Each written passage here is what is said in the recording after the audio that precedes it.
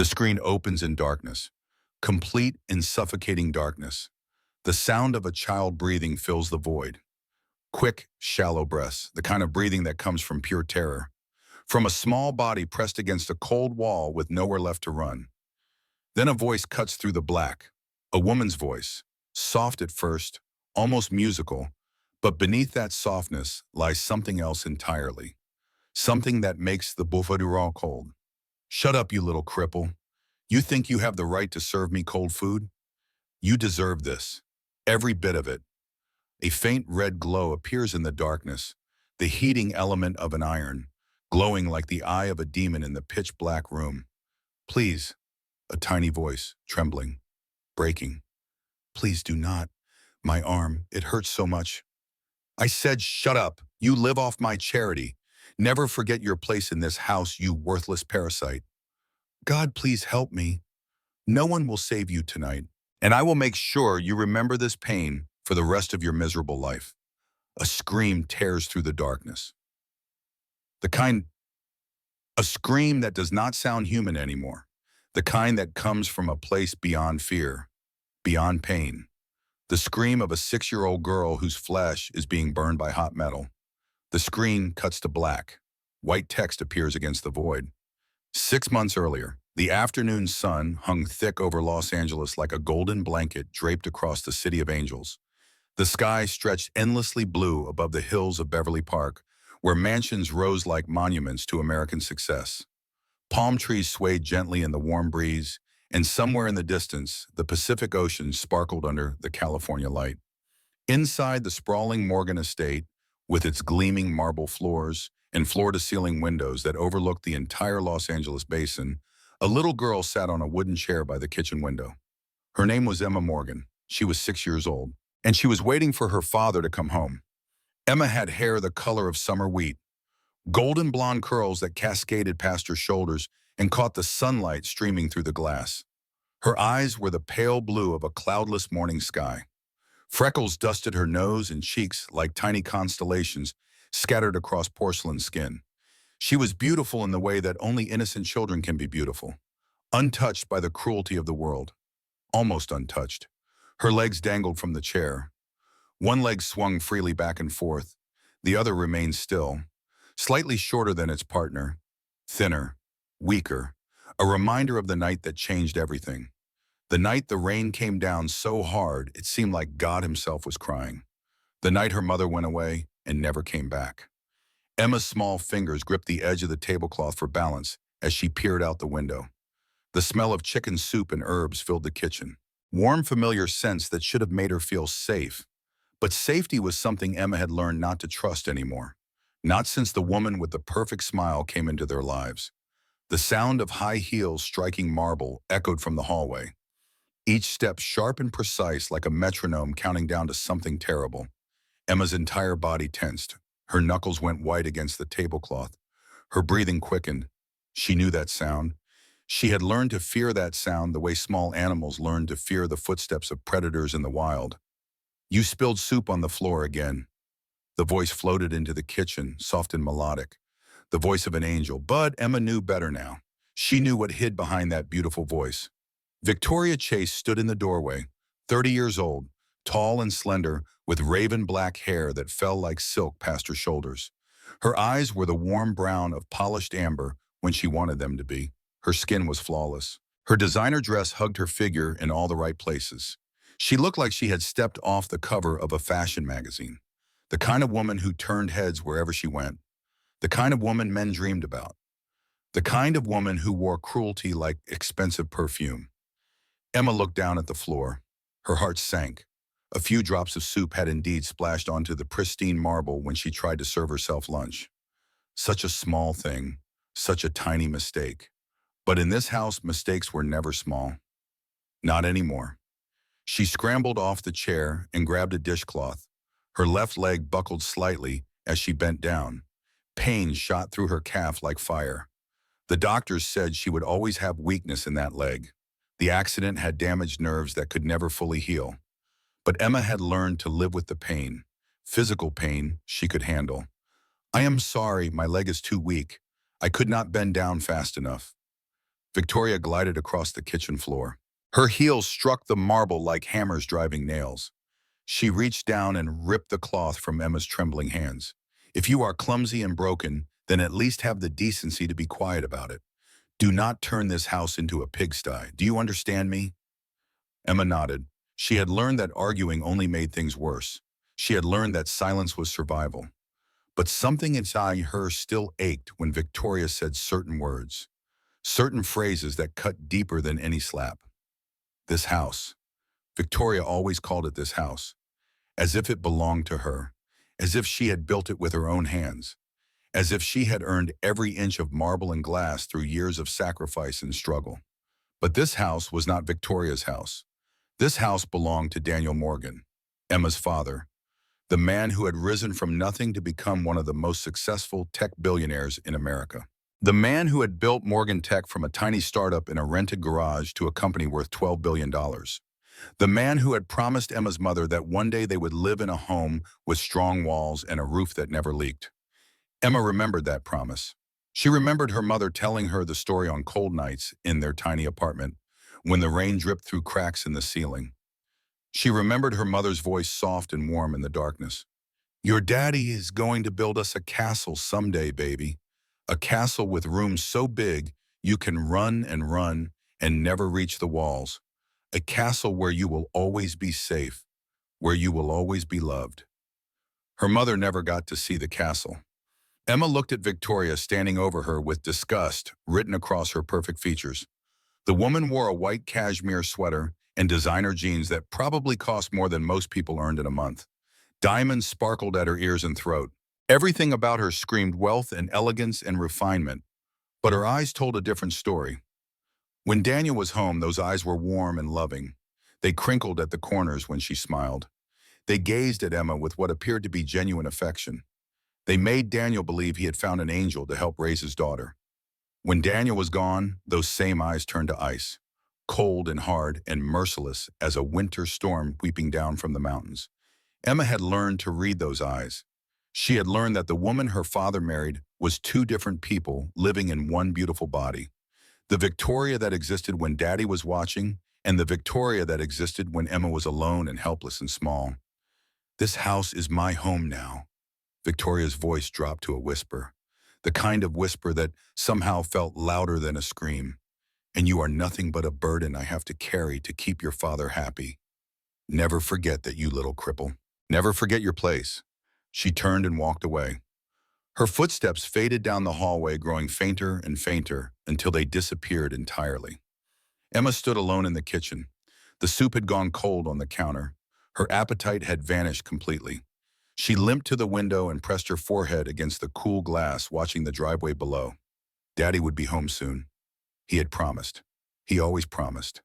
But promises did not mean as much as they used to. Not since Mommy made the biggest promise of all and then broke it by going away forever. Emma closed her eyes and whispered into the empty kitchen. Mommy, I miss you. Please come back. Please make the bad lady go away. No answer came. No answer ever came. Only the hum of the refrigerator and the distant sound of gardeners working in the yard. 3 years ago, everything was different. 3 years ago, Emma had two parents who loved her more than anything in the world. She had a mother named Sarah who sang lullabies at bedtime and made pancakes shaped like butterflies on Sunday mornings. She had a father who called her his little princess and carried her on his shoulders through the park even when she got too heavy for comfort. 3 years ago, Emma could run. She could skip. She could dance in circles until she got dizzy and fell laughing into the grass. Her legs were strong and whole and perfect. She never thought about walking. She just walked. The way birds never think about flying. They just fly. Then came the night that stole everything. Daniel Morgan was in the middle of the biggest business deal of his career, a $500 million acquisition that would cement Morgan Tech's position as a global leader in artificial intelligence. He had been working 18-hour days for months preparing for this moment. The final negotiation was scheduled for 9 o'clock that evening. At 8:30, his phone rang. Sarah's name appeared on the screen. Daniel looked at the phone. He looked at the conference room full of lawyers and investors waiting for him. The biggest deal of his life was about to begin. Everything he had worked for, everything he had sacrificed. It all came down to the next few hours. He sent the call to voicemail. Sarah called again, and again, and again. Daniel silenced his phone and walked into the conference room. He would call her back after the meeting. Whatever it was could wait a few hours. It was probably nothing important anyway.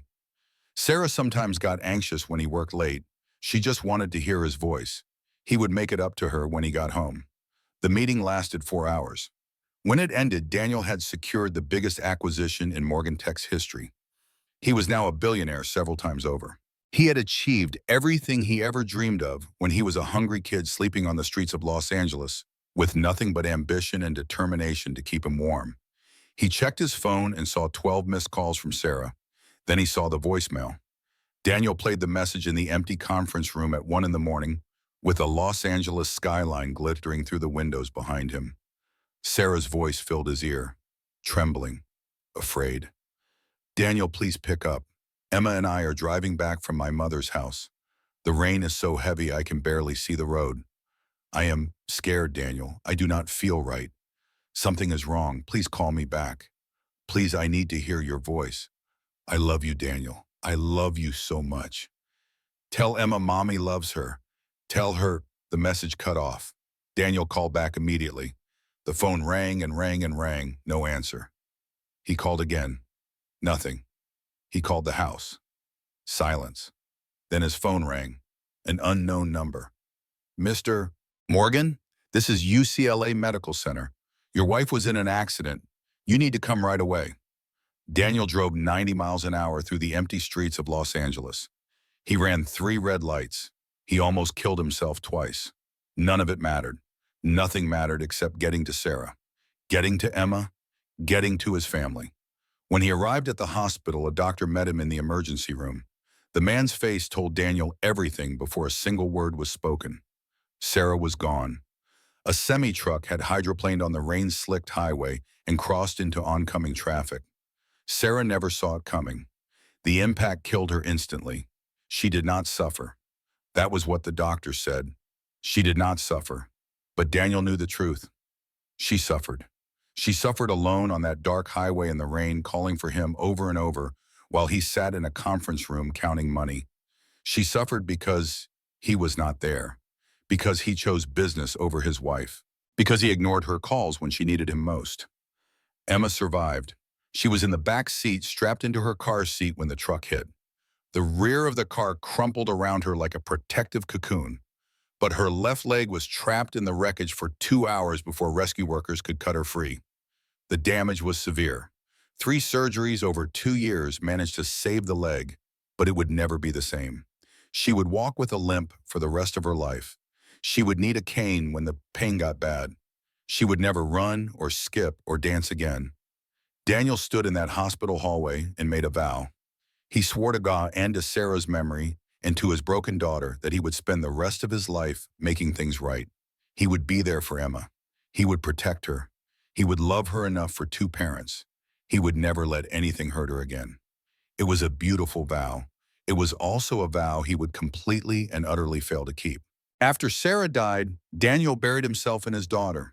He hired the best doctors, the best physical therapists, the best child psychologists money could buy.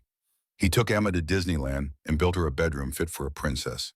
He bought her every toy she ever pointed at and spent every free moment playing Tea Party and reading bedtime stories. But the guilt never went away. Every time Daniel looked at Emma, he saw Sarah. The same golden hair, the same blue eyes, the same gentle smile that could light up a room. Looking at his daughter was like looking at a living photograph of the wife he had failed. The wife he had let die alone on a rainy highway while he counted money in a conference room. Some days he could barely stand to be in the same room as Emma, not because he did not love her. He loved her more than life itself, but because loving her meant remembering what he had lost, what he had thrown away for a business deal. Those were the days he stayed late at the office. The days he found excuses to travel for meetings that could have been conducted over video call. The days he told himself Emma needed space to heal when really it was Daniel who could not face the ghost of his wife living in his daughter's eyes. Emma noticed. Children always notice more than adults think they do. She noticed when Daddy started missing bedtime stories, when business trips got longer and more frequent, when his hugs became quick and distracted instead of long and warm. She did not understand why her father was pulling away. She only knew that it hurt, that she must have done something wrong, that maybe Daddy blamed her for what happened to Mommy.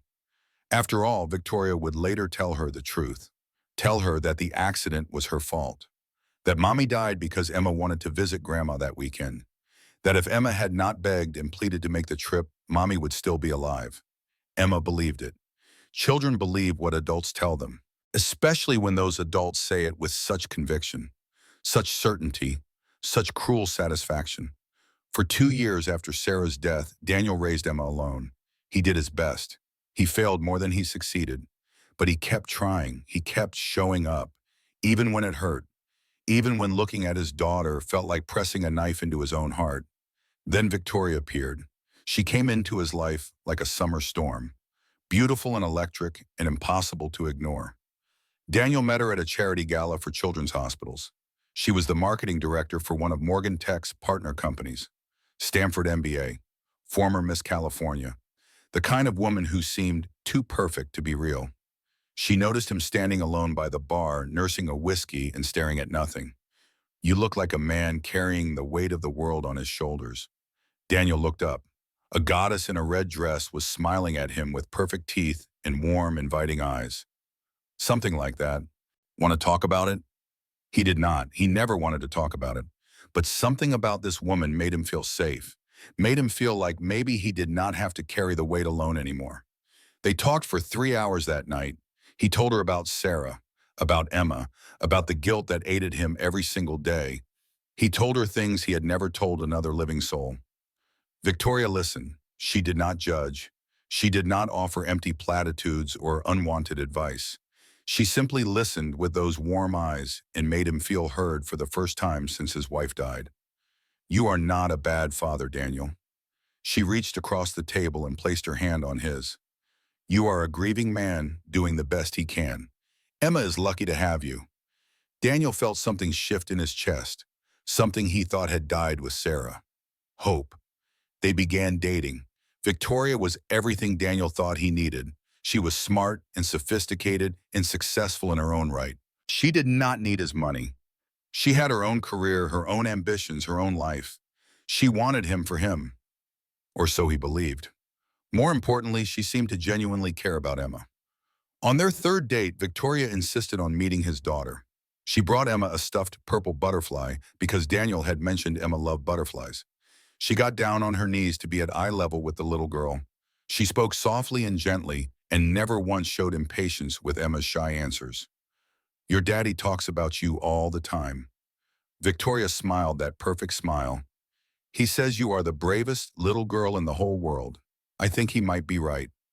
Emma blushed and hid behind her father's leg, but she also smiled. For the first time in months, she smiled. Daniel watched the interaction with tears in his eyes.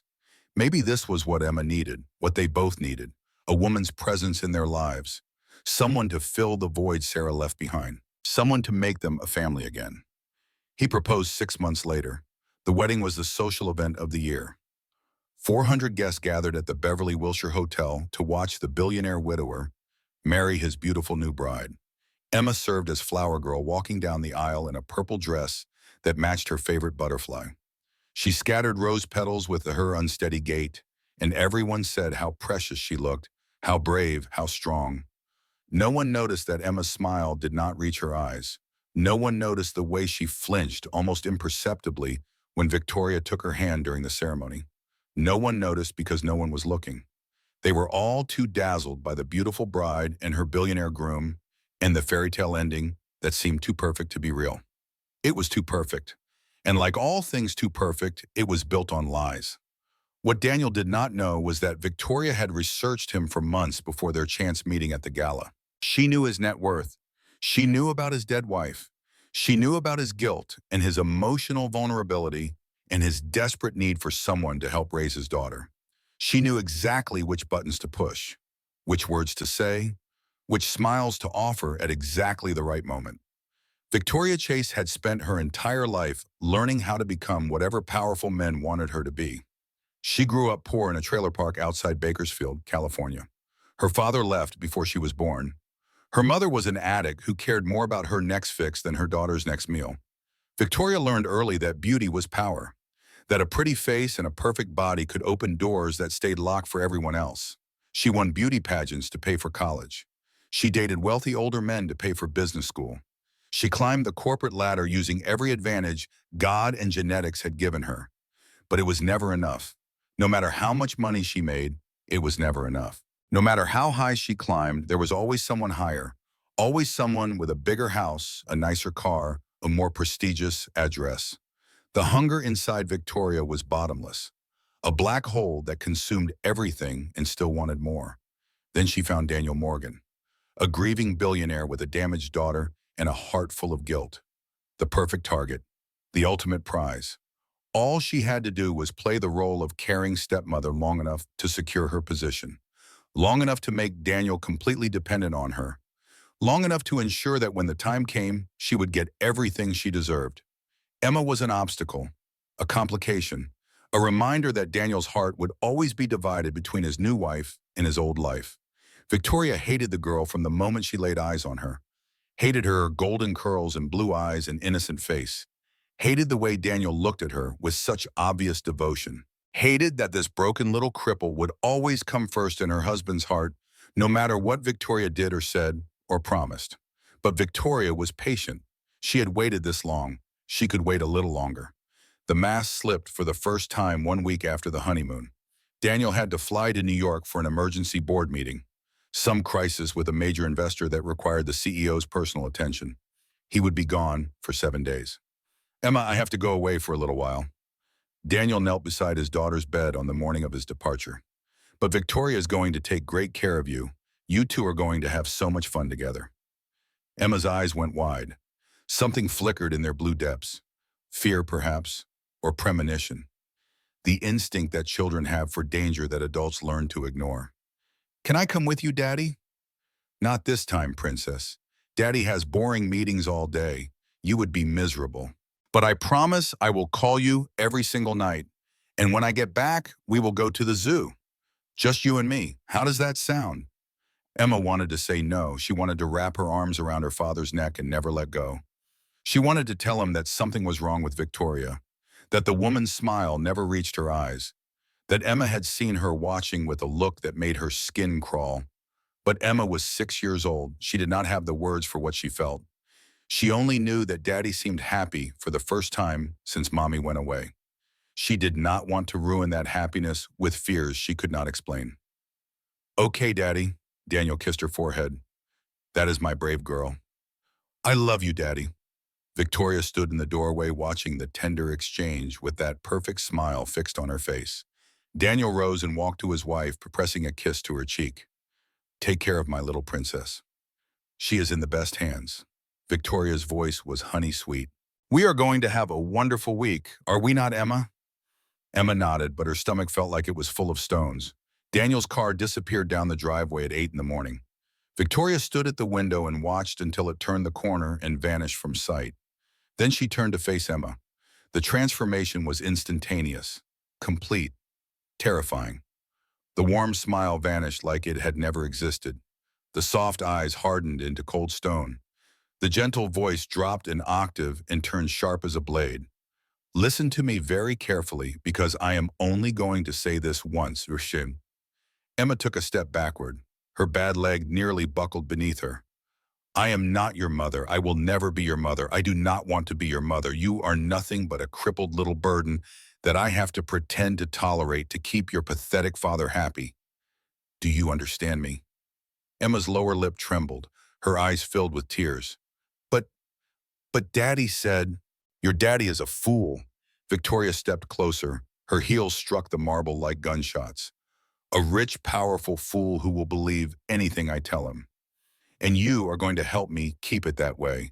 Because if you ever tell him what happens when he is gone, I will make your life a living hell. I will hurt you in ways you cannot even imagine. And then I will convince your father that you are crazy, that you need to be locked away in a hospital for sick children. Is that what you want?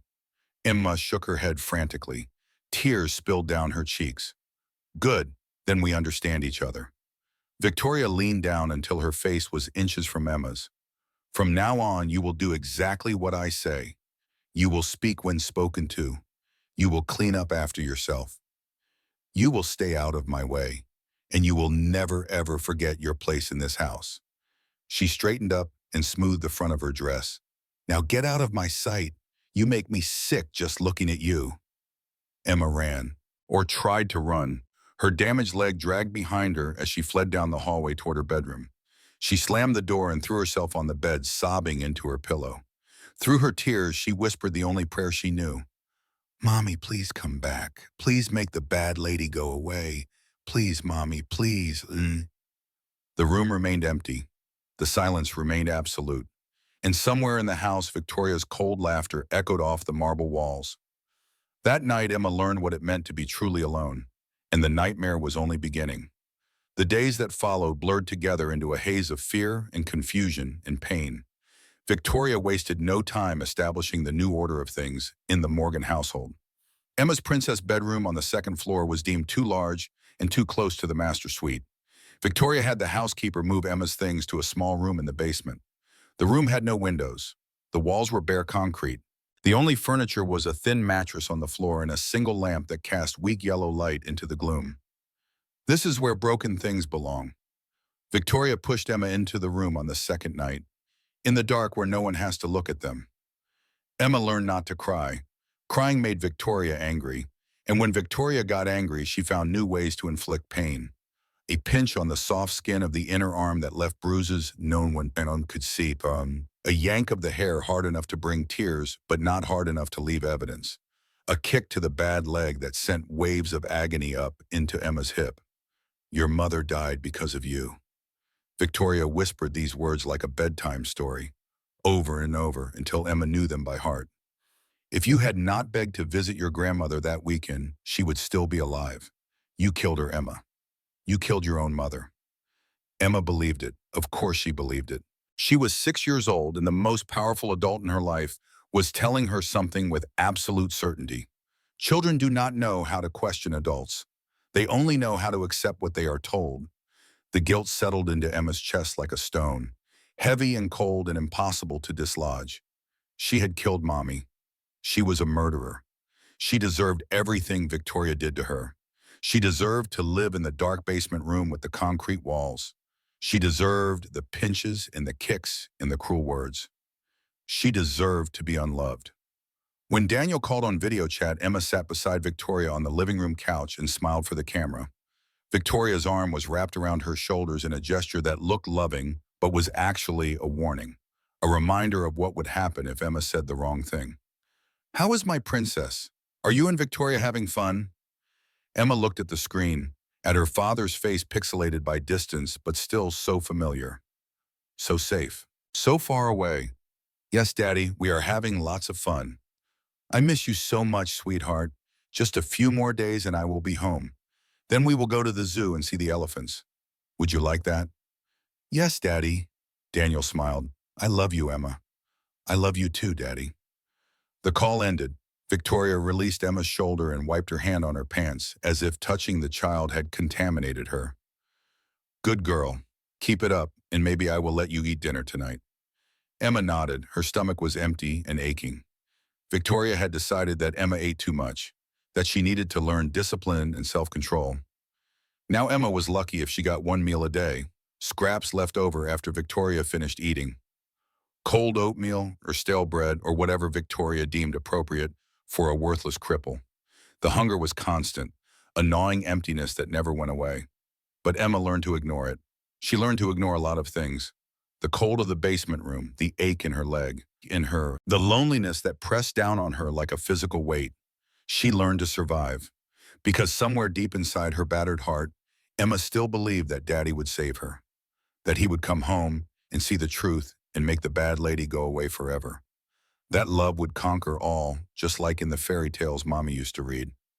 She held on to that belief like a drowning person holds on to a piece of driftwood in a stormy sea. It was the only thing keeping her alive. Daniel came home on a Saturday afternoon. His car pulled into the driveway at 3 o'clock. Emma heard the engine from her basement room, and her heart nearly burst with joy. She scrambled up the stairs as fast as her damaged leg would carry her. She burst through the door into the foyer just as Daniel stepped inside. Daddy! She threw herself into his arms. He caught her and lifted her up and held her tight against his chest. There is my princess. I missed you so much. Emma buried her face in his neck and breathed in the familiar smell of his cologne. Safe. Daddy was home. Everything would be okay now. But even as she clung to him, she felt Victoria's gaze on her back, watching, warning, reminding her of the consequences of speaking the truth. How was your week, sweetheart? Did you have fun with Victoria? Emma pulled back and looked at her father. His eyes were warm and hopeful. He wanted so badly to believe that everything was fine, that his new wife and daughter had bonded in his absence, that he had made the right choice by remarrying. Emma wanted to tell him. The words were right there on the tip of her tongue. Daddy, she hurts me. She calls me names. She put me in the basement. She says Mommy died because of me. Please, Daddy, please make it stop. But Victoria was standing right there with her perfect smile and her warning gaze. And Emma remembered the threats, the hospital for sick children, the ways Victoria would hurt her that she could not even imagine. Yes, Daddy, we had lots of fun. The lie tasted like ashes in her mouth, but she swallowed it down along with all the others. Daniel beamed. He kissed Emma's forehead and set her down. Then he walked to Victoria and wrapped his arms around his wife. Thank you for taking such good care of her. I know it is not easy. Victoria melted into his embrace. Her voice was warm and loving, the voice of an angel. Emma is a wonderful girl, Daniel. We had a beautiful week together. I think we are really starting to bond. That night, the family had dinner together at the long dining table in the formal room. Daniel sat at the head with Victoria on his right and Emma on his left. The cook had prepared filet mignon with roasted vegetables and truffle mashed potatoes. Crystal glasses sparkled in the candlelight. Everything was elegant and perfect and civilized. Under the table, Victoria's foot pressed down on Emma's bad leg. Not hard enough to make her cry out, just hard enough to remind her who was really in control. Emma ate her food in silence. She did not taste a single bite. After dinner, Daniel tucked Emma into bed in her princess room on the second floor. Victoria had moved her things back upstairs before his return. The basement room no longer existed. The evidence of the past week had been erased as thoroughly as if it had never happened. Sweet dreams, princess. Daniel kissed her forehead and pulled the covers up to her chin. I'm so glad to be home. Me too, Daddy. He turned off the light and closed the door. His footsteps faded down the hallway toward the master bedroom where Victoria was waiting. Emma lay in the darkness and stared at the ceiling. Tomorrow Daniel would go back to work, and Victoria would once again become the monster that hid behind the beautiful mask. Nothing had changed. Nothing would ever change, unless someone finally saw the truth. But who would believe a 6-year-old girl over the perfect wife? Who would look past Victoria's beauty and charm to see the cruelty beneath? Who would save Emma from the nightmare that her life had become? In the darkness of her room, Emma closed her eyes and whispered a prayer to her mother in heaven. Mommy, if you can hear me, please send someone to help. Please do not let me be alone. Please, Mommy. Please. A single tear rolled down her cheek and disappeared into the pillow. Outside the window, the Los Angeles skyline glittered like a million fallen stars. Somewhere out there, people were laughing and loving and living their lives without fear. Somewhere out there, the world kept turning. But in the Morgan mansion, a little girl with a broken leg and a broken heart lay awake in the dark, waiting for a rescue that might never come.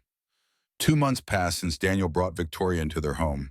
2 months that felt like 2 lifetimes to a little girl trapped in a nightmare no one else could see. The leaves on the oak trees lining the Morgan estate had turned from summer green to autumn gold. The California sun still shone bright, but there was a chill in the morning air now, a hint of the cold season approaching, a warning of darker days ahead. Inside the mansion, Emma had learned to become invisible. She learned to walk without making sound, to breathe without being noticed, to exist in the spaces between Victoria's attention like a ghost haunting her own home. She learned that survival meant silence, and silence meant safety. But safety was an illusion. Victoria always found reasons to punish. The abuse did not come all at once. Victoria was far too clever for that. She understood that extreme violence left marks. that broken bones raised questions, that a dead child was worthless as a tool for manipulation. Instead, she built her cruelty brick by brick, layer by layer, a foundation of terror constructed with patience and precision. It started with words. "You walk like a broken puppet." Victoria would say this casually as Emma limped past. "No wonder your mother drove into that truck. She probably could not stand looking at you anymore. Your father does not love you. He only keeps you around because he feels guilty. The moment I give him a real child, he will forget you ever existed. You are a burden, Emma, a millstone around everyone's neck. The world would be better off without you." The words sank into Emma's mind like poison into fertile soil. They took root. They grew. They wrapped around her thoughts until she could no longer tell where Victoria's voice ended and her own began. She started to believe she was worthless. She started to believe she deserved the pain. After the words came the small, physical cruelties, the pinches that left purple bruises on her inner arms, the hair pulls that made her scalp burn for hours afterward, the shoves that sent her stumbling into walls and furniture. Victoria had a gift for hurting without leaving visible evidence. She knew exactly how much pressure to apply, exactly where to strike, exactly how to cause maximum pain with minimum proof. And when Daniel occasionally noticed something amiss, Victoria always had an explanation ready and waiting. One evening, Daniel saw Emma wince as she climbed onto her chair at dinner. He frowned and leaned closer. "Princess, what is wrong with your arm?" Before Emma could speak, Victoria jumped in with practiced concern. "Oh, the poor dear took a tumble on the playground at school today. I told her to be more careful with her leg, but you know how children are. Always running around without thinking." Victoria reached over and stroked Emma's hair with apparent tenderness, but her fingers dug into Emma's scalp just hard enough to send a warning. "Is that true, Emma?" Daniel asked. Emma looked at her father. His eyes were worried but trusting. He wanted to believe Victoria. He needed to believe her. Because if Victoria was lying, then everything he thought he knew about his new wife was wrong, and Daniel Morgan was not ready to face that possibility. "Yes, Daddy, I fell at school." The lie came easier now. Practice made perfect. Daniel nodded and returned to his meal. Victoria smiled sweetly across the table. Under the tablecloth, her foot found Emma's bad leg and pressed down with deliberate cruelty. Emma bit the inside of her cheek until she tasted blood. She did not make a sound. The worst part was not the pain. Emma had learned to live with pain.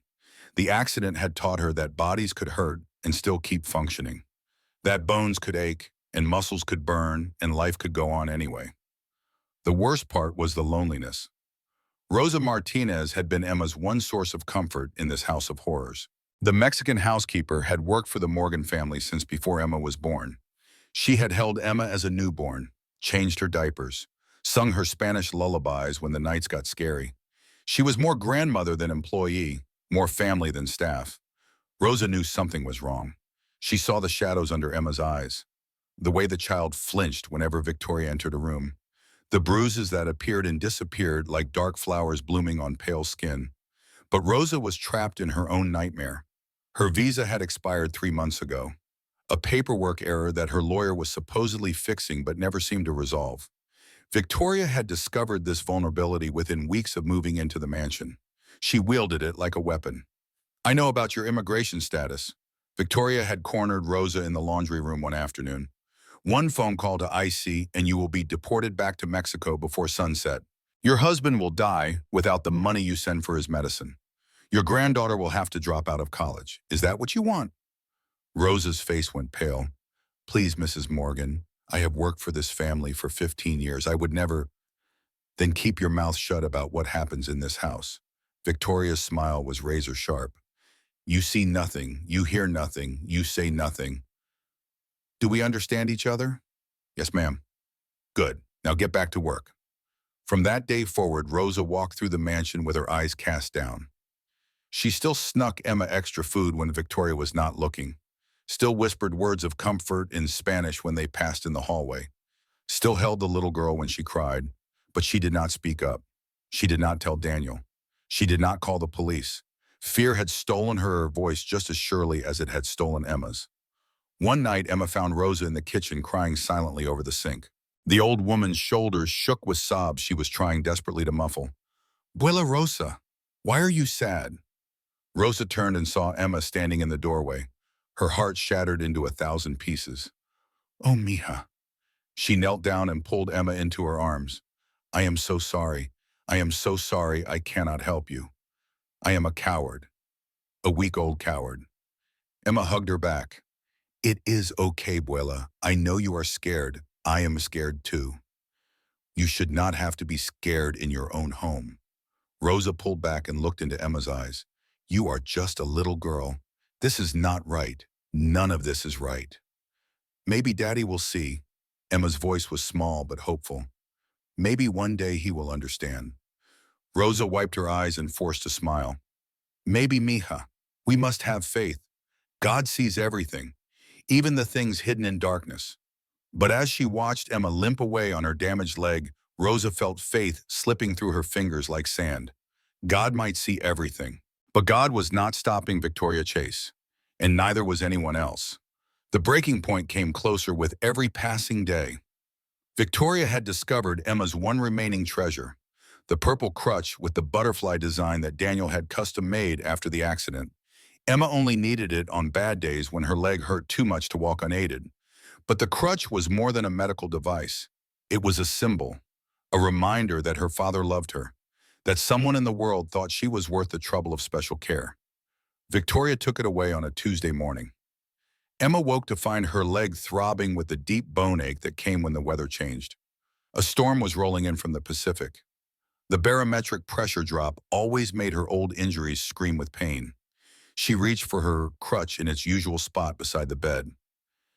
It was gone. Emma searched the room frantically. Under the bed, in the closet, behind the door. Nothing.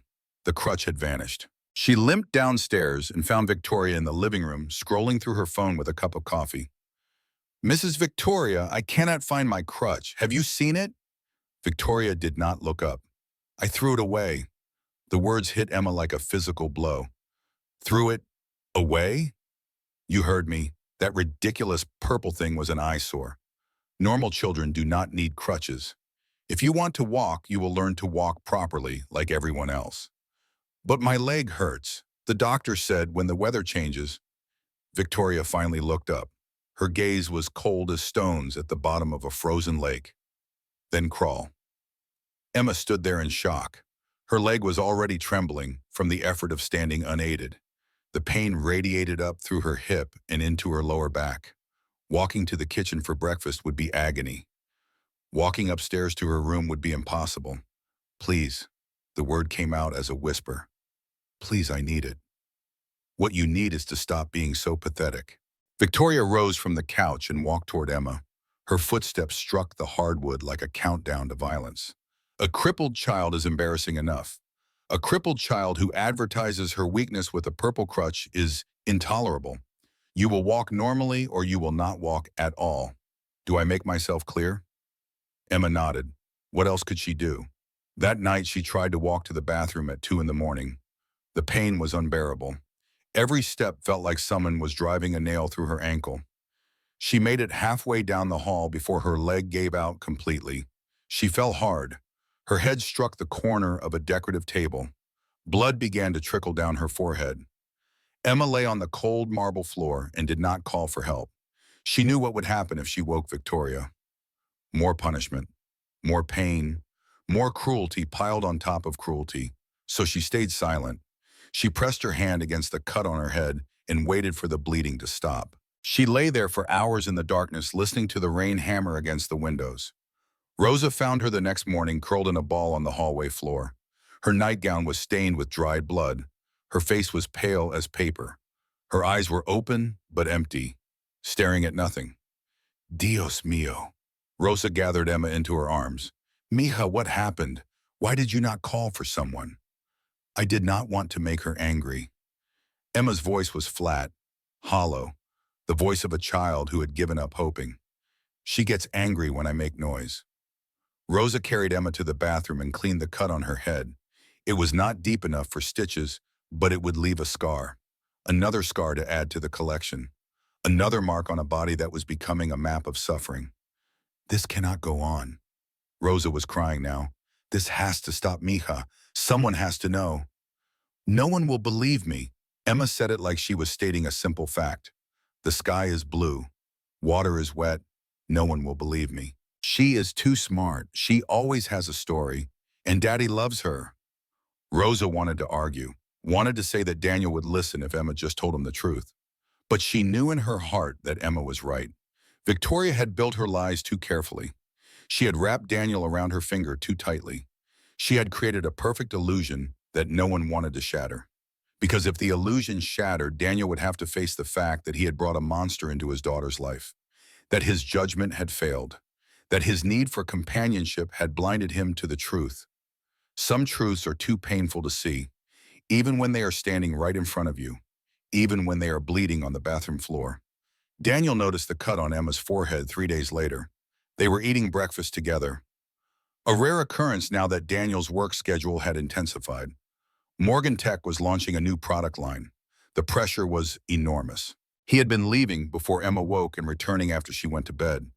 But this Saturday morning he had made time for his daughter, pancakes shaped like butterflies, just like Sarah used to make, a small attempt to recapture something that could never truly be recaptured.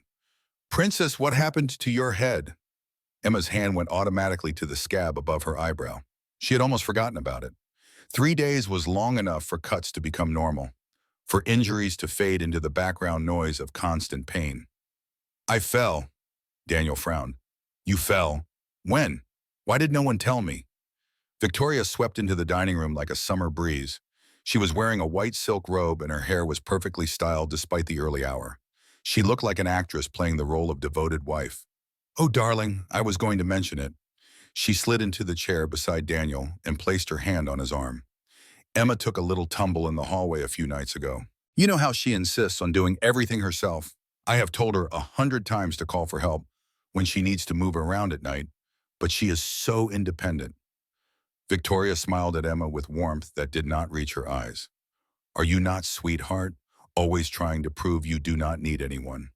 Emma stared at her plate. Yes, I am independent. Daniel relaxed visibly. The explanation made sense. Emma was stubborn. She had always hated accepting help. It was one of the things he admired about her, her determination, her refusal to let her disability define her. Well, just be more careful, okay, princess? You scared me. Okay, Daddy. Daniel reached across the table and squeezed Emma's hand. His eyes were full of love, genuine, unfiltered love for his only child. But he did not see. He looked right at her, and he did not see the truth. Victoria saw Emma looking at their joined hands, saw the desperate hope in the little girl's eyes, saw the silent plea for rescue that Daniel was completely missing, and she smiled, because she had won. Again, she always won. 2 weeks later, Daniel announced he was hosting a party at the mansion. The Morgan Tech Annual Investor Gala was one of the most exclusive events in Los Angeles. 300 guests, CEOs and celebrities and politicians. Anyone who was anyone in the world of tech and finance received an invitation. Emma was excited at first. A party meant people. People meant witnesses. Maybe if enough people came to the house, someone would notice something was wrong. Someone would see past Victoria's perfect act. But Victoria had other plans. On the night of the gala, Emma was dressed in her finest purple dress. Rosa had braided her golden hair with ribbons. She looked like a princess from a storybook. Victoria appeared in her doorway 15 minutes before the first guests arrived. You will not be attending the party. Emma's heart sank. But Daddy said, I do not care what Daddy said. You will stay in your room, the door will be locked from the outside.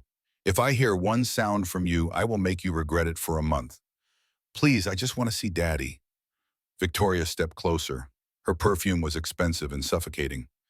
Listen carefully, you pathetic little cripple. Tonight is important. Tonight I am going to charm every person in that room. I am going to make them all see what a wonderful wife and mother I am. And you are going to stay up here and be invisible. Because that is what you are, Emma. You are invisible. You are nothing. And the sooner you accept that, the easier your life will be. She grabbed Emma's arm and dragged her toward the bed. Emma stumbled on her bad leg and fell. Get up, Victoria's voice was ice. Get into bed and stay there. Emma climbed onto the bed. She did not fight. She did not cry. She had learned that fighting and crying only made things worse. Victoria walked out and closed the door. The lock clicked into place. Emma sat in the darkness and listened to the party below. She heard music and laughter and the clink of glasses. She heard her father's voice raised in greeting. She heard Victoria playing the role of perfect hostess. Through the window, she could see the garden lit up with fairy lights. Guests in elegant clothes wandered past carrying champagne flutes. Everyone looked so happy, so carefree. A woman's voice drifted up from the garden. Victoria is such a saint for taking on that poor disabled child. Not many women would do what she does. Another voice agreed. Daniel is so lucky to have found her. That little girl needs a mother figure. Emma pressed her face against the glass. Tears streamed down her cheeks. They all believed Victoria's act, every single one of them.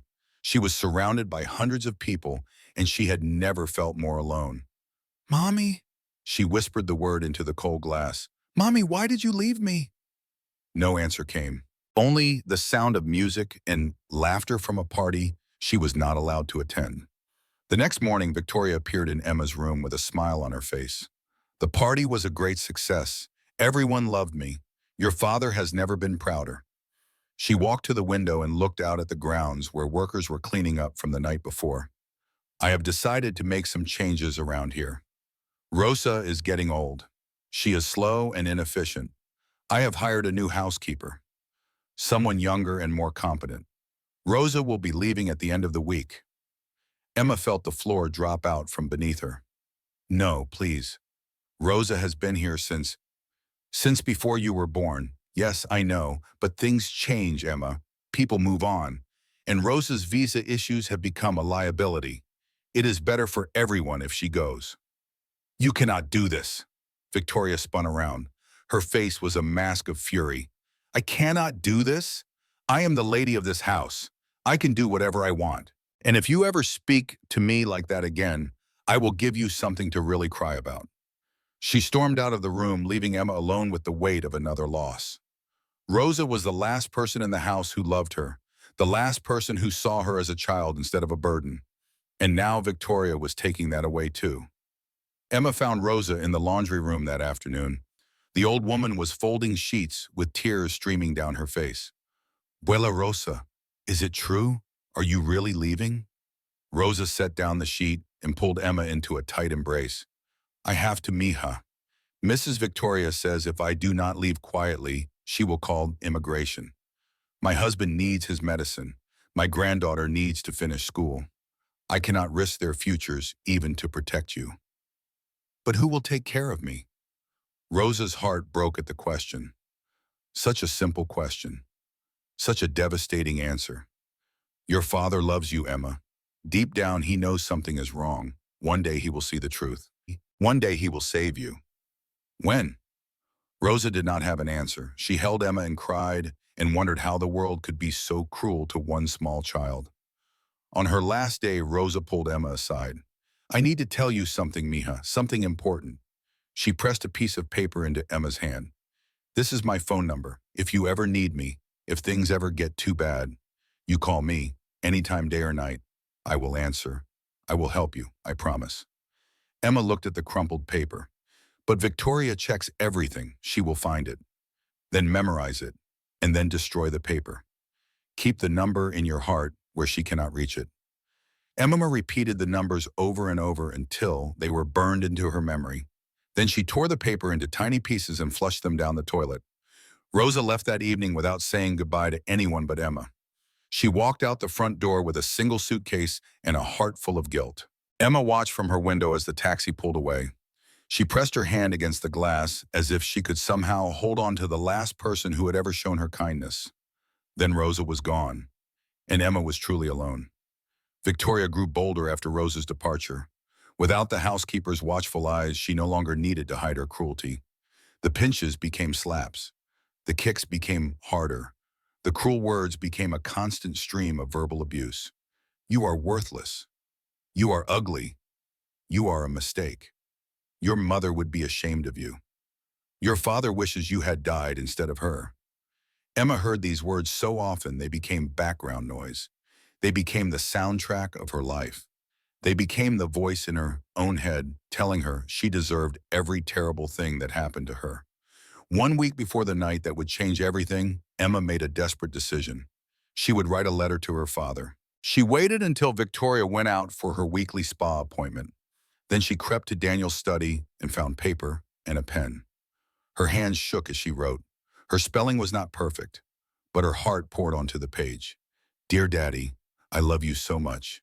I miss you even when you are here because it feels like you do not see me anymore. Mrs. Victoria is not nice when you are gone. She hurts me. She says bad things. She says I killed Mommy. She says you do not love me. I know I should tell you, but I am scared. She says she will send me away to a hospital for crazy children. I do not want to go away, Daddy. I want to stay with you. Please believe me. Please help me. I love you. Emma, she folded the letter carefully and tucked it into her pocket. She would put it in his briefcase tomorrow morning before he left for work. He would find it at the office. He would read it without Victoria watching. He would finally know the truth. That night, Emma went to bed with hope in her heart for the first time in months. It was the last time she would feel hope for a very long while. Victoria found the letter. She had come to Emma's room to deliver some new cruelty and spotted the paper sticking out from under the pillow. She read it twice. Her face went white with fury. She shook Emma awake roughly. What is this? Emma's eyes went wide when she saw the letter in Victoria's hand. All the color drained from her face. I was just, you were just trying to turn your father against me. Victoria's voice was deadly calm. After everything I have done for this family, after all my sacrifices, you ungrateful little monster. She grabbed Emma by the collar and dragged her out of bed. Emma cried out as her bad leg twisted beneath her. You listen to me. Victoria's face was inches from Emma's. I have tolerated you long enough. I have played nice long enough. But if you ever try something like this again, I will destroy you. I will hurt you so badly you will wish you had died with your mother. Do you understand me? Emma nodded frantically. Tears streamed down her face. No one will ever believe you over me. Your father worships me. The world thinks I am a saint for taking care of a pathetic cripple like you. You have nothing. You are nothing. And tomorrow I am going to remind you of that in a way you will never forget. She threw Emma back onto the bed and walked out. The letter was crumpled in her fist, evidence that would never reach Daniel's eyes. Emma curled into a ball and sobbed. She had tried. She had finally tried to tell the truth, and she had failed. Tomorrow. Victoria had said tomorrow. Emma did not know what tomorrow would bring, but she knew it would be bad, worse than anything that had come before. Outside her window, the Los Angeles sky was dark and starless. A storm was coming in from the ocean. The wind howled like a wounded animal, and somewhere in the night, Victoria was planning the punishment that would leave its mark on Emma's body forever. The iron was waiting. The nightmare was about to reach its peak, and no one was coming to save her. The morning of the day that would change everything began like any other. The California sun rose over the Pacific Ocean and painted the sky in shades of pink and gold. Birds sang in the oak trees surrounding the Morgan estate. Sprinklers hissed to life across the manicured lawns. Inside the mansion, Emma woke with a feeling of dread so heavy it pressed down on her chest like a stone. Victoria's words from the night before echoed in her mind. Tomorrow I am going to remind you in a way you will never forget.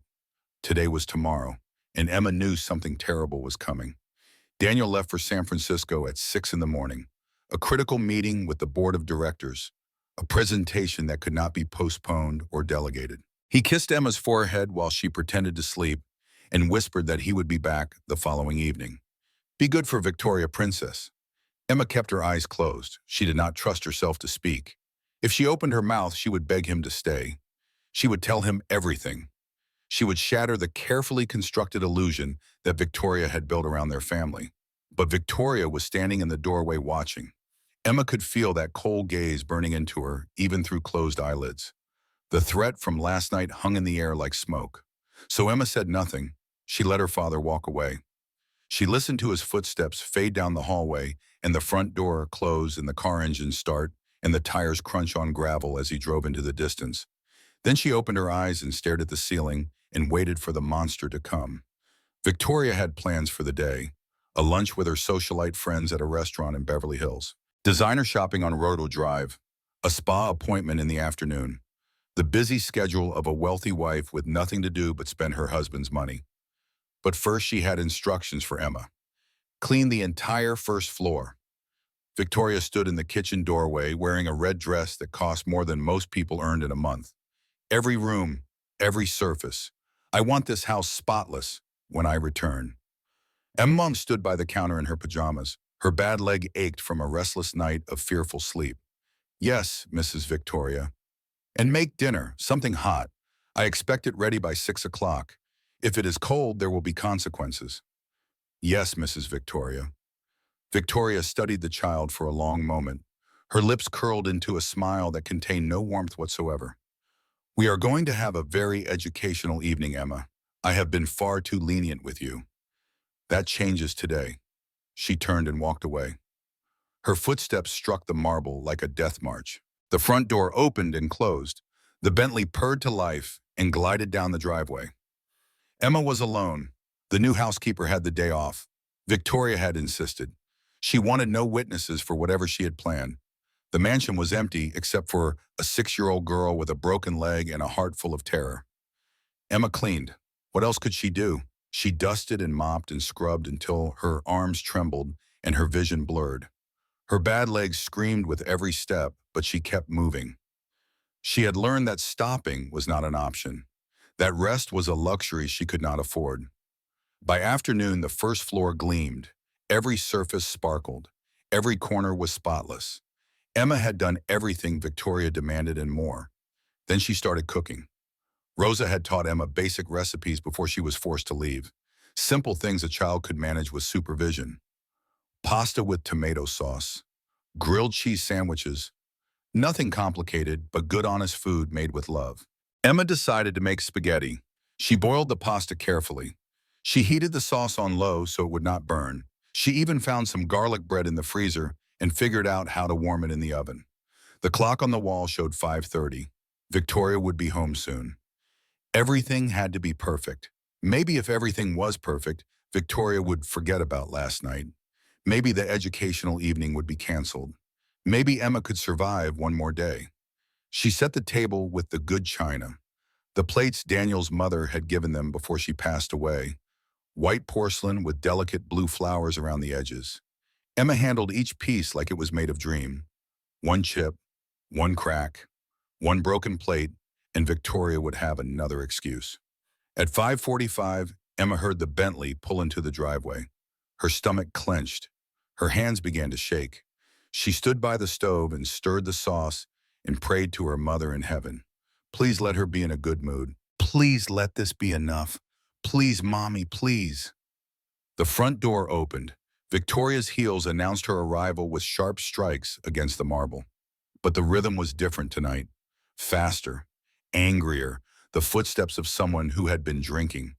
Someone who had been embarrassed. Someone looking for a target.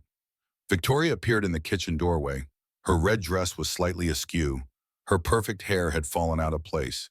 Her eyes were glazed with alcohol and burning with fury. The lunch had not gone well. Her friends had made comments, snide remarks about her stepdaughter. The poor little crippled girl. How charitable of Victoria to take on such a burden. How noble. How self-sacrificing. They did not mean it as praise. They meant it as mockery. They saw through her performance. They knew she did not love Emma. They knew the marriage was a transaction. They whispered behind her back and laughed at her pretensions. Victoria Chase had spent her entire life clawing her way up from nothing. She had endured poverty and hunger and neglect. She had sold her dignity piece by piece to reach this position. And now these pampered socialites were laughing at her, looking down on her, treating her like she was beneath them. Someone had to pay for that humiliation. Someone small and helpless and unable to fight back. What is this supposed to be? Victoria stared at the pot of spaghetti with disgust. Emma's heart sank. Dinner, you said to have it ready by 6.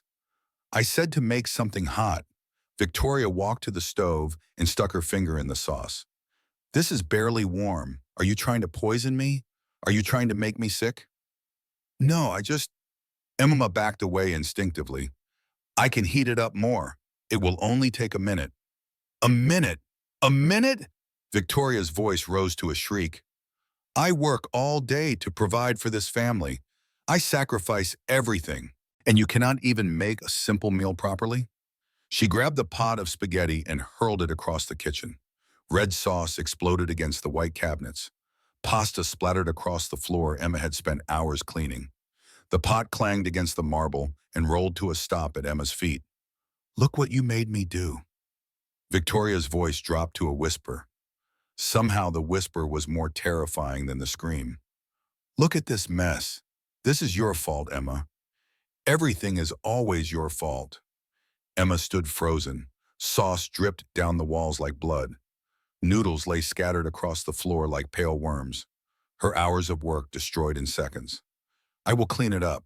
Her voice was barely audible. I will make something else. Please, Mrs. Victoria. Please. But Victoria was not listening. Her gaze had found something on the counter. Something that gleamed in the kitchen light. The iron. Emma had used it that morning to press the tablecloth.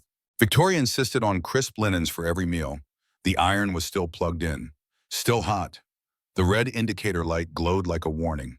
Victoria picked it up, tested its weight in her hand. A smile spread across her face. The smile of someone who had finally found what they were looking for. You know what your problem is, Emma? You do not learn. I tell you things over and over, and they just do not stick. You need something more memorable, something that will stay with you forever. Emma's blood turned to ice. Please, please do not. I am doing this for your own good. Victoria advanced slowly, savoring the moment, savoring the fear in the little girl's eyes. Pain is the best teacher. You will thank me someday. Emma tried to run. Her bad leg betrayed her immediately. She stumbled and fell against the kitchen island. Pain exploded through her hip.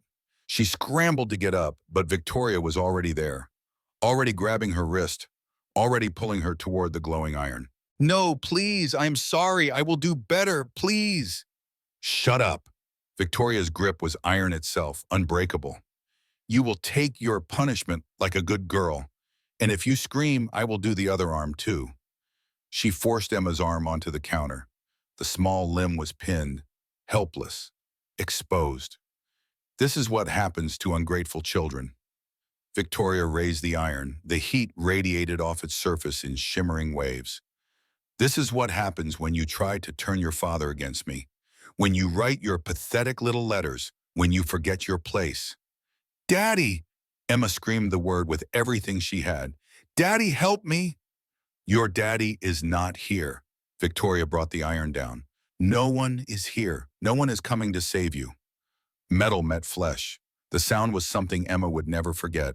A sizzling hiss like water dropped on a hot skillet. The smell came next. Burning. Cooking.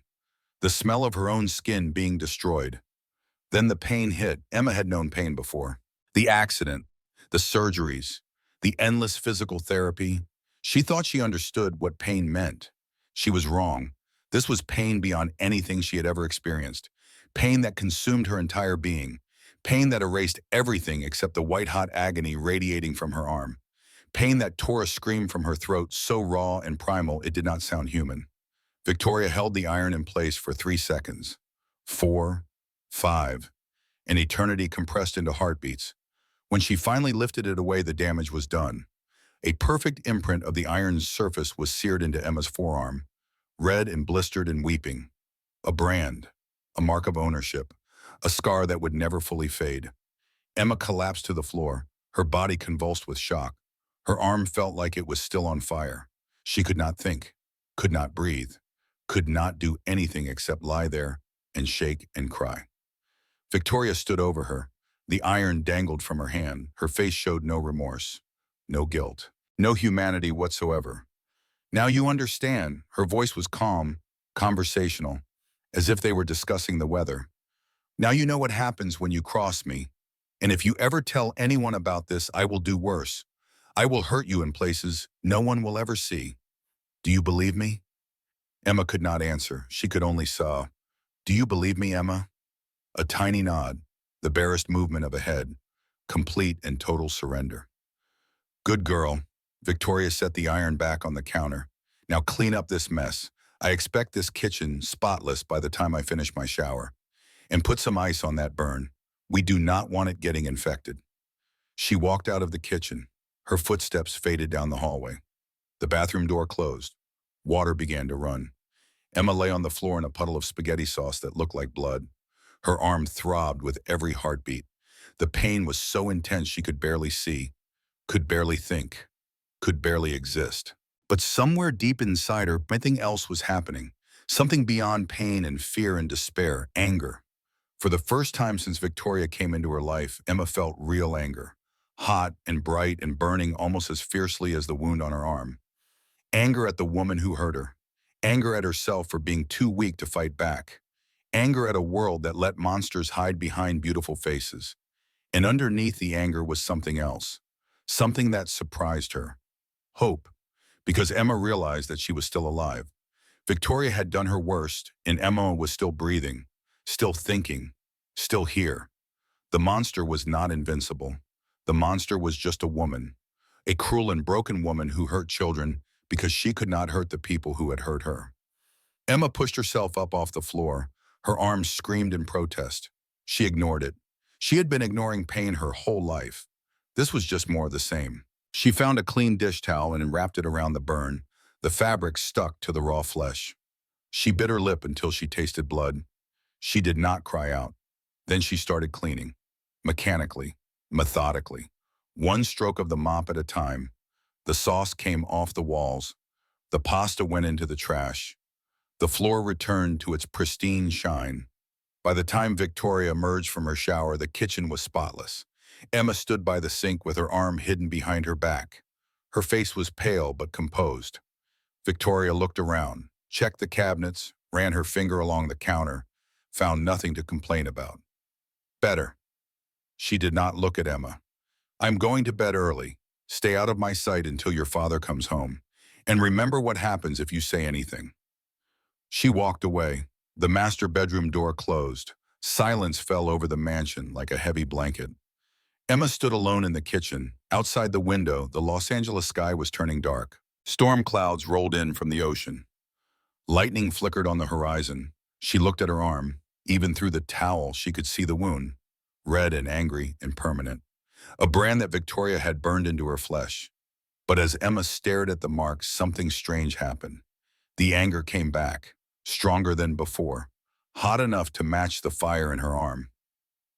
Victoria thought she had won, thought she had broken Emma completely, thought the burn would be a reminder of powerlessness, of defeat, of a little girl who knew her place. Victoria was wrong. The burn was a reminder, but not of what Victoria intended. It was a reminder that Emma had survived, that she was still standing, that no matter how much the monster hurt her, she was still alive. And living meant there was still a chance, still hope, still the possibility that someday someone would see the truth. That night, the storm broke over Los Angeles. Rain hammered against the windows. Thunder shook the walls.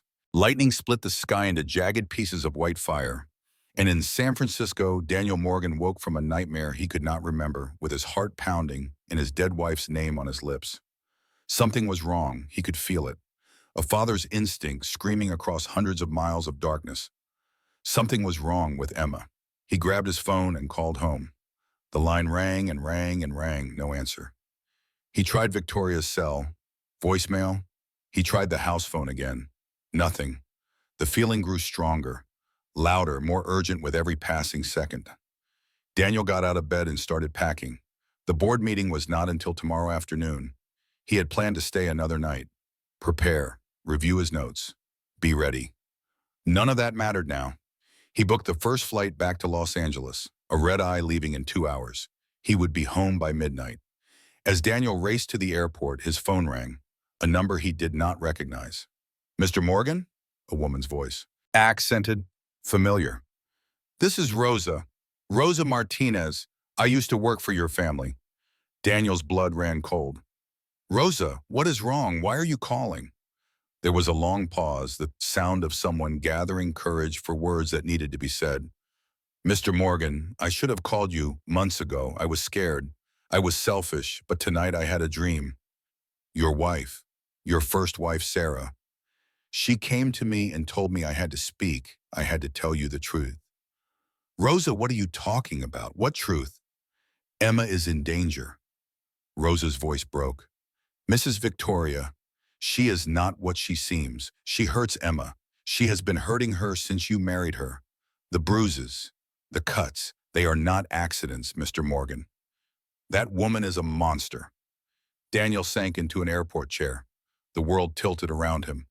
That is impossible. Victoria loves Emma. She takes care of her. No, sir. She hates Emma. She hurts her when you are away. She threatens her. She makes her do horrible things. Tonight. Tonight I have a bad feeling. Something in my heart tells me Emma needs you. Please, Mr. Morgan. Please go home before it is too late. The call ended. Daniel sat in stunned silence. His mind rejected everything Rosa had said. It was impossible. Victoria was kind, loving, the perfect stepmother, but the feeling in his gut grew stronger. The nightmare that woke him refused to fade, and Rosa had no reason to lie. She had worked for his family for 15 years. She loved Emma like her own grandchild. What if she was telling the truth? What if Daniel had been blind all along? The flight took 4 hours, the longest 4 hours of Daniel's life. He sat in his first-class seat and stared out the window at the darkness and thought about every moment since Victoria came into their lives. The bruises Emma always had an explanation for. The way she flinched, sometimes when Victoria touched her. The light that had slowly faded from her blue eyes. The nightmare she had started having. The way she never wanted to be alone with Victoria. He had seen it. He had seen all of it. And he had chosen not to understand. Because understanding meant admitting he had made a terrible mistake. It meant facing the fact that his loneliness and guilt had blinded him to the truth. It meant accepting that he had failed Emma in the worst possible way. The plane landed at LAX just before midnight. Daniel did not wait for his luggage. He ran through the terminal and jumped into the first taxi he saw. Beverly Hills, Morgan Estate. I will pay you $1,000 to get there in 20 minutes. The taxi driver looked at him like he was crazy. Then he looked at the $100 bill Daniel shoved through the partition. He floored it. Daniel called the house again. Still no answer. He called Victoria. Voicemail. He called Emma's room directly. The phone rang and rang into emptiness. The fear was a living thing now. A creature made of ice and adrenaline that wrapped around his heart and squeezed. Please, God. Please let her be okay. Please let me not be too late. The taxi screeched to a stop outside the Morgan estate at 11:47. Daniel threw money at the driver and ran to the front door. His hands shook so badly he could barely get the key in the lock. The house was dark, silent, the kind of silence that feels wrong, the kind of silence that means something terrible has happened. Emma! Daniel's voice echoed through the marble halls. Emma, where are you? He ran through the first floor. Kitchen, living room, study, empty, empty, empty. He took the stairs 2 at a time. Emma's room. The door was closed. He flung it open. Empty. The master bedroom. Victoria was sitting up in bed looking confused and annoyed. Daniel, what are you doing here? I thought you were not coming back until tomorrow. He ignored her. He tore through the house room by room, floor by floor. Emma was nowhere to be found. Then he remembered. The basement room. Rosa had mentioned something about a basement room in her call, a place Victoria put Emma when she wanted her out of sight. Daniel had not even known there was a finished room in the basement. He found the door, found it locked from the outside. His blood turned to fire. He kicked the door once, twice, 3 times. The frame splintered, the lock gave way, the door flew open. And there was Emma, his little girl, his princess, curled in a ball on a thin mattress in a room with no windows. Her face was pale as death. Her eyes were closed. Her arm was wrapped in a bloody towel. Emma! Daniel fell to his knees beside her. Emma, wake up. Please wake up. Her eyes fluttered open. Blue, so blue. Like her mother's eyes looking up at him from a face that was far too young for the pain it had witnessed. Daddy? Her voice was barely a whisper. Daddy, you came home. I am here, princess. I am right here. Daniel gathered her into his arms. His hands touched the towel on her arm. It was wet, sticky. He pulled it away and saw the burn. The iron-shaped burn branded into his daughter's flesh. For a moment, Daniel could not breathe, could not think, could not do anything except stare at the wound and feel his entire world collapse into rubble. Who did this? His voice did not sound like his own. Emma, who did this to you? Emma looked at him, looked at this father who had finally come, finally seen, finally asked the right question, and she told him the truth. Mrs. Victoria, she burned me. She burns me and hits me and calls me names. She said I killed Mommy. She said no one would believe me. She said she would hurt me worse if I told. The words poured out, months of secrets, months of pain, months of silence broken in a flood that could not be stopped. Daniel listened. Every word was a knife in his heart. Every revelation was a hammer blow to everything he thought he knew. How had he not seen? How had he been so blind? How had he let this happen to his own daughter?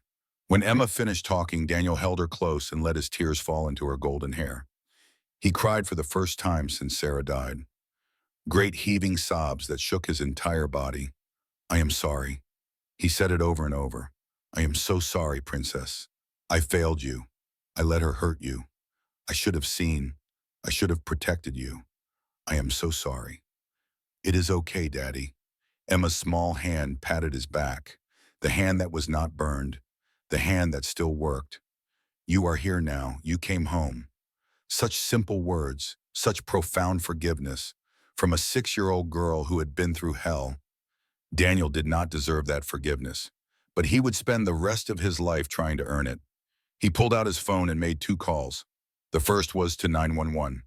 I need police and an ambulance at the Morgan estate immediately. There has been a case of severe child abuse. The second was to his lawyer. I want divorce papers drawn up tonight, and I want Victoria Chase arrested for assault and child endangerment.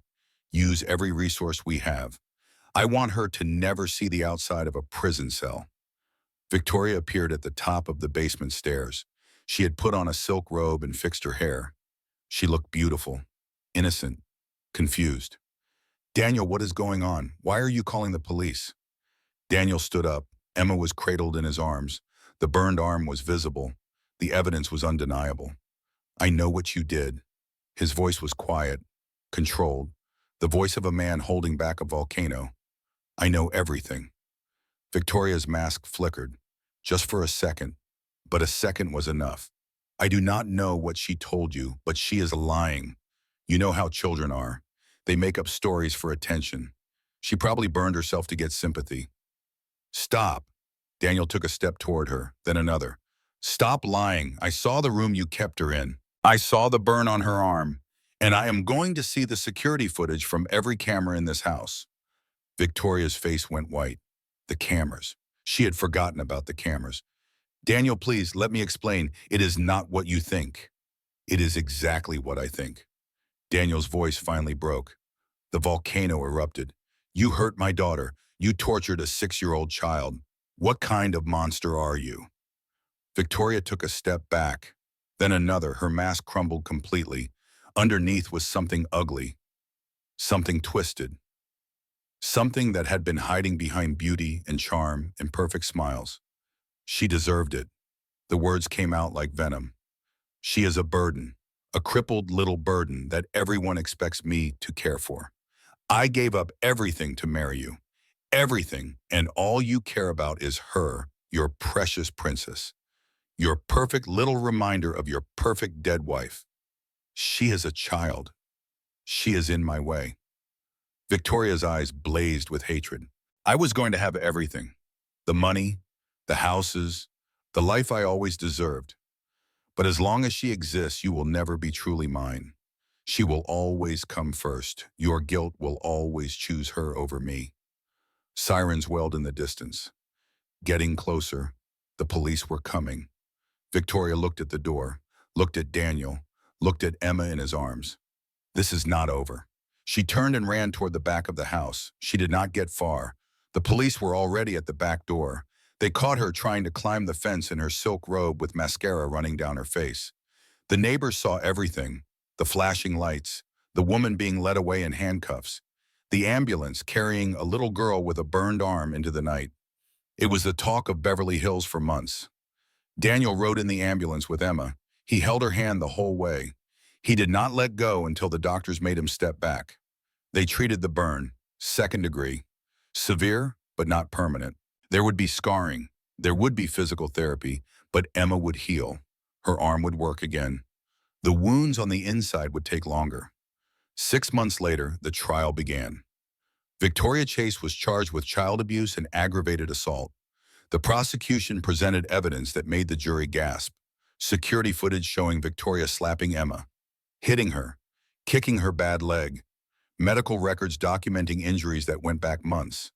And the iron. The prosecution showed the iron, showed the burn on Emma's arm, showed the perfect match between the two. Victoria's lawyer tried everything, claimed mental illness, claimed a difficult childhood, claimed that Victoria was the real victim of circumstances beyond her control. None of it worked. On the last day of the trial, Victoria was given the chance to speak. She stood in the defendant's box wearing an orange jumpsuit. Her perfect hair was limp and unwashed. Her flawless skin was pale and drawn. 6 months in jail awaiting trial had stripped away all the beauty she once used as a weapon. She looked at Daniel sitting in the front row. She looked at Emma beside him holding her father's hand. And for one moment, the mask slipped away completely. I was 4 years old the first time my mother burned me with a cigarette. Victoria's voice was flat, empty. She did it because I cried when I was hungry. She said crying was weakness. She said the world destroys weak people. She said she was making me strong. The courtroom went silent. I grew up believing that pain was love, that cruelty was caring, that the only way to serve it was to be harder and colder than everyone else. I did not know how to be kind because no one was ever kind to me. She paused, swallowed hard. I am not asking for forgiveness. I know I do not deserve it. What I did to Emma was wrong. It was evil. And I will carry that guilt for the rest of my life. Victoria looked directly at Emma. Her eyes glistened with tears that might have been real. I am sorry, Emma. I am sorry I hurt you. I am sorry I said those terrible things. None of it was true. You did not kill your mother. You are not worthless. You are not a burden. You are a bright, beautiful little girl who deserves so much better than what I gave you. She turned back to the judge. I am ready for my punishment. Whatever you decide, I accept it. I only ask that you believe me when I say I am truly sorry for what I have done. The judge was not moved. Mrs. Chase, your childhood trauma does not excuse your actions. You made a choice to harm a vulnerable child. You made that choice over and over again for months. The court sentences you to 15 years in federal prison with no possibility of parole. Victoria did not react. She simply nodded and let the bailiffs lead her away. As she passed Emma, she paused for just a moment. Be happy, little one. Be happier than I ever was. Then she was gone. And Emma never saw her again. 1 year after the trial, Emma and Daniel sat on a bench in the garden, watching the sunset over Los Angeles. So much had changed. Daniel had resigned as CEO of Morgan Tech. He had appointed a successor and stepped back from the company entirely. His business had taken everything from him once. It had cost him his wife. It had almost cost him his daughter. He would not let it take anything more. Rosa had returned to the household. Daniel had personally driven to her apartment and begged her to come back. He had hired lawyers to fix her immigration status. He had given her a raise and a title and a promise that she would always have a place in their family. Emma's arm had healed. A faint scar remained where the iron had burned her. She would carry it forever. A reminder of the darkest days of her life, but also a reminder that she had survived. Daddy? Yes, princess? I forgave her. Emma said it quietly, almost casually, as if she was commenting on the color of the sky. Daniel turned to look at his daughter. You forgave Victoria? Yes, in my heart, not because she deserved it, but because holding on to the anger was making me sick inside. Mommy told me in a dream. She said that forgiveness is not about them. It is about us. It is about letting go so we can be free. Daniel felt tears prick his eyes. His 6-year-old daughter, his survivor, his hero. You are the bravest person I have ever known. He pulled her close. Your mother would be so proud of you. I am so proud of you. I know, Daddy. Emma leaned into his embrace. I know. They sat together and watched the stars come out one by one. Somewhere up there, Sarah was watching. Daniel was sure of it, watching over the daughter she had loved more than anything in this world. Daddy? Yes, Princess? I love you, more than all the stars. Daniel smiled through his tears. It was the phrase Sarah used to say, the phrase he had said to Emma 1,000 times. And now his daughter was saying it back to him. I love you too, Princess, more than all the stars, more than everything. The night wrapped around them soft and warm and safe. The mansion glowed with light from every window. Rosa was inside preparing dinner. The smell of something delicious drifted out into the garden. It was not perfect. Life never is. There would be more hard days ahead, more therapy, more nightmares, more moments when the past reached out with cold fingers and tried to drag them back into darkness. But they would face it together. Father and daughter, survivor and protector, two broken people learning how to be whole again. The iron had left its mark. Victoria had left her scars, but love had left something stronger. Hope, and hope was enough. The end.